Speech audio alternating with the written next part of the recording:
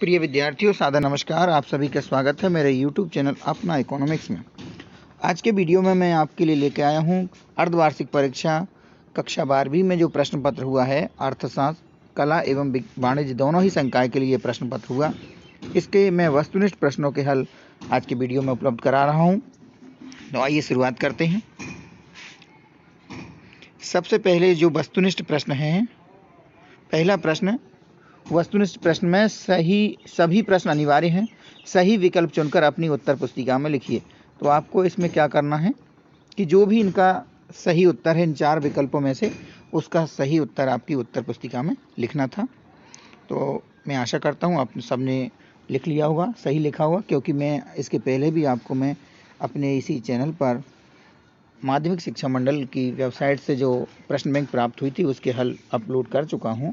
तो आपने देखे होंगे और उसके माध्यम से आज आप जो पेपर दे के आए होंगे बहुत अच्छा गया होगा। तो आइए शुरुआत करते हैं। सबसे पहला प्रश्न है, उत्पादन संभावना वक्र का आकार कैसा होता है? उत्पादन संभावना वक्र का आकार कैसा होता है? तो यह सही उत्तर है, मूल बिंदु की ओर नतोदर होता है। उत्पादन संभावना वक्र जो होता है वह कैसा होता है? मूल बिंदु की ओर नतोदर होता है। ऐसा हमारा उत्पादन संभावना वक्र बनता है।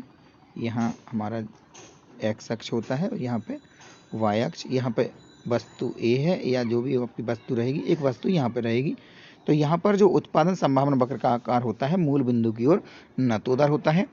अगले प्रश्न की बात करते हैं, निम्न में से किस अर्थव्यवस्था में सामाजिक हित एवं कल्याण को महत्व दिया जाता है?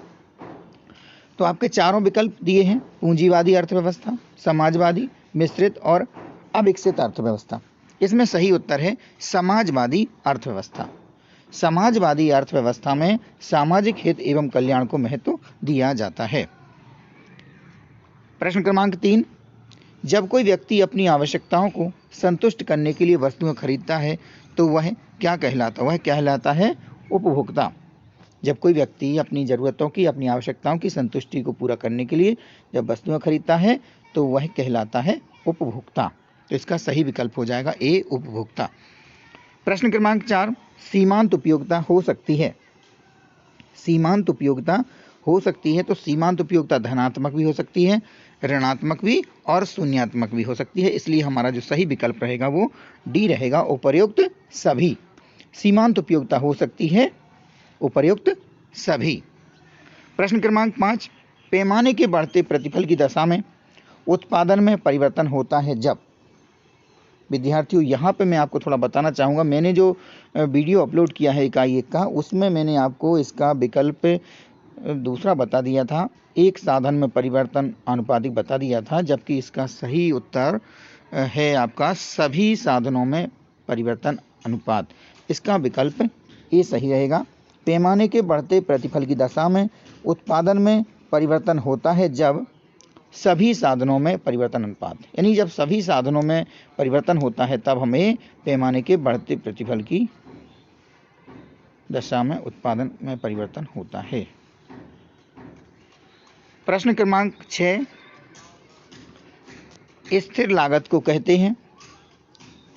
स्थिर लागत को क्या कहते हैं? पूरक लागत कहते हैं। स्थिर लागत को पूरक लागत भी कहते हैं।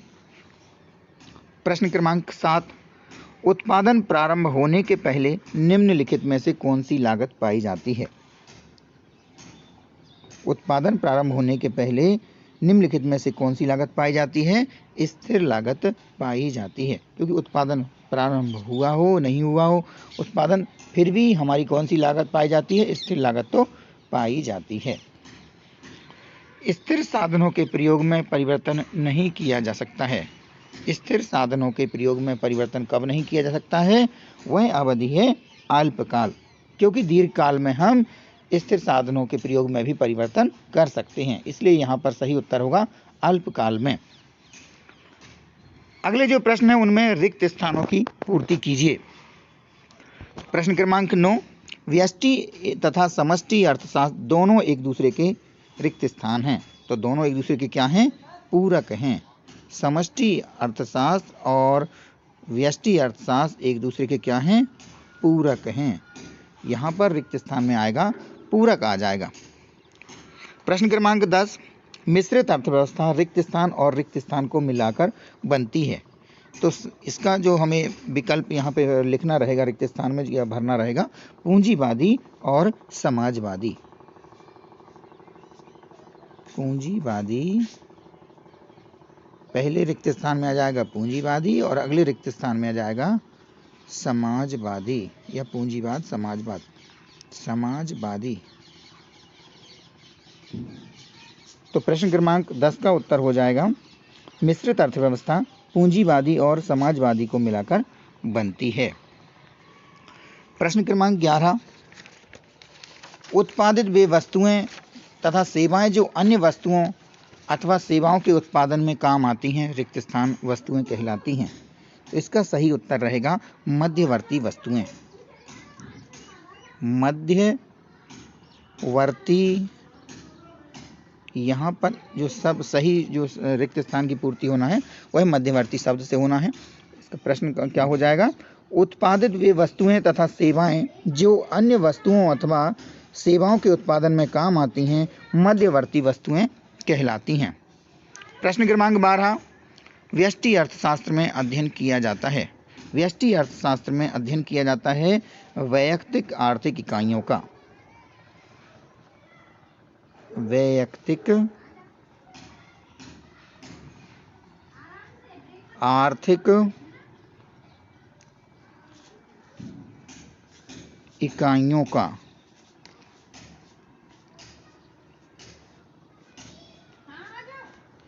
वैयक्तिक आर्थिक इकाइयों का, व्यष्टि अर्थशास्त्र में वैयक्तिक आर्थिक इकाइयों का अध्ययन किया जाता है।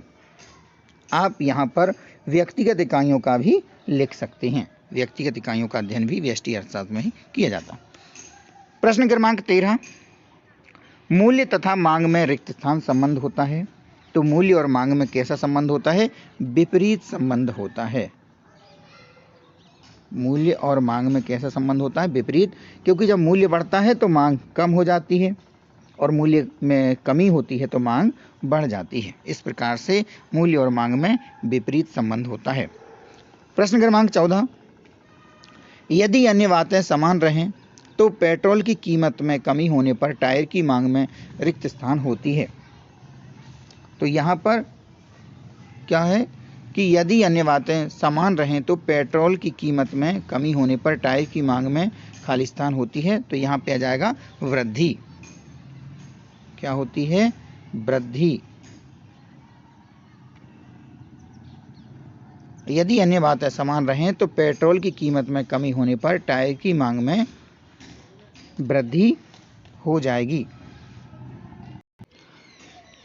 क्योंकि पेट्रोल की कीमत में यदि जब कमी हो जाएगी तो व्यक्तियों को पेट्रोल सस्ता पड़ेगा और साथ साथ में जब पेट्रोल की मांग भी बढ़ेगी और उसके साथ में टायर की मांग भी बढ़ेगी, क्योंकि लोग बाग वाहन ज़्यादा खरीदेंगे तो टायर की मांग भी बढ़ जाएगी। अगला प्रश्न है, ऊंची तटस्थता वक्र रिक्त स्थान स्तर की संतुष्टि को दर्शाता है। ऊंची जो हमारा उदासीनता वक्र, ऊंचा वाला उदासीनता वक्र रिक्त स्थान स्तर की संतुष्टि को दर्शाता है, बताता है। तो यहाँ पे आएगा उच्च। क्या आएगा, उच्च, यानी ऊंची तटस्थता वक्र उच्च स्तर की संतुष्टि को दर्शाती है। इसके पश्चात 16वां प्रश्न है, रिक्त स्थान लागत औसत लागत को उसके सबसे निचले बिंदु पर काटती है।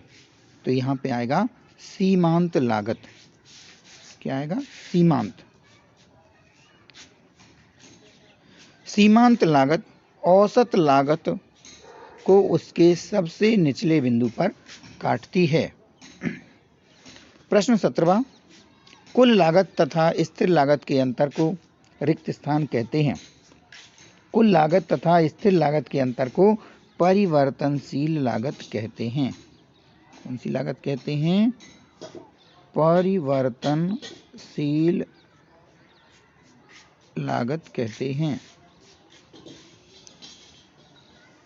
कुल लागत तथा स्थिर लागत के अंतर को परिवर्तनशील लागत कहते हैं। प्रश्न 18वां, औसत लागत तथा सीमांत लागत दोनों ही रिक्त स्थान लागत से ज्ञात की जाती हैं। औसत लागत तथा सीमांत लागत दोनों ही कुल लागत से ज्ञात की जाती हैं। तो यहाँ पे जो रिक्त स्थान रहेगा वहाँ पे आ जाएगा कुल।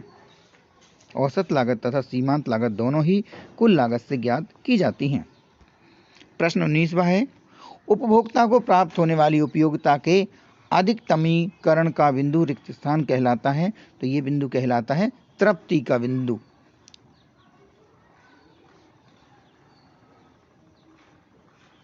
तृप्ति का बिंदु कहलाता है, संतुष्टि का बिंदु या तृप्ति का बिंदु। अब यहाँ पर तृप्ति का बिंदु के साथ यदि हम लगा सकते हैं पूर्ण भी लगा सकते हैं, पूर्ण तृप्ति का बिंदु। उपभोक्ता को प्राप्त होने वाली उपयोगिता के अधिकतमीकरण का बिंदु पूर्ण तृप्ति का बिंदु कहलाता है।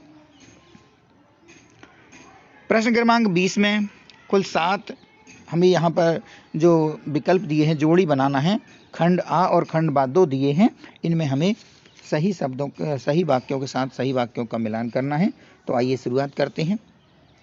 यहाँ पर मैं थोड़ा बताना चाहूँगा, जो 5वें कॉलम में जो दिया है गिफिन वस्तुएं, यहाँ पर नहीं रहेगा, ये रहेगा बेलोचदार। बेलोचदार, अभी हम जोड़ी मिलाएंगे समझ में आ जाएगा। बेलोचदार। प्रश्न पत्र बनाते समय शायद त्रुटि हो गई है इसमें। अब हम जोड़ी मिलान करते हैं। समष्टि अर्थशास्त्र संपूर्ण अर्थव्यवस्था में उच्चावचन की व्याख्या करता है। तो पहली जोड़ी जो शुरुआत में मिल जाएगी, समष्टि अर्थशास्त्र संपूर्ण अर्थव्यवस्था में उच्चावचन की व्याख्या करता है। अगला है राज्य का हस्तक्षेप नहीं। राज्य का हस्तक्षेप नहीं मिलेगा पूंजीवादी अर्थव्यवस्था से, यानी पूंजीवादी अर्थव्यवस्था में राज्य का हस्तक्षेप नहीं होता है। अगला है व्यष्टि अर्थशास्त्र का अंग। व्यष्टि अर्थशास्त्र में क्या है, कीमत विश्लेषण होता है, इसलिए इसकी जोड़ी मिलेगी कीमत विश्लेषण से। मांग के नियम का आधार।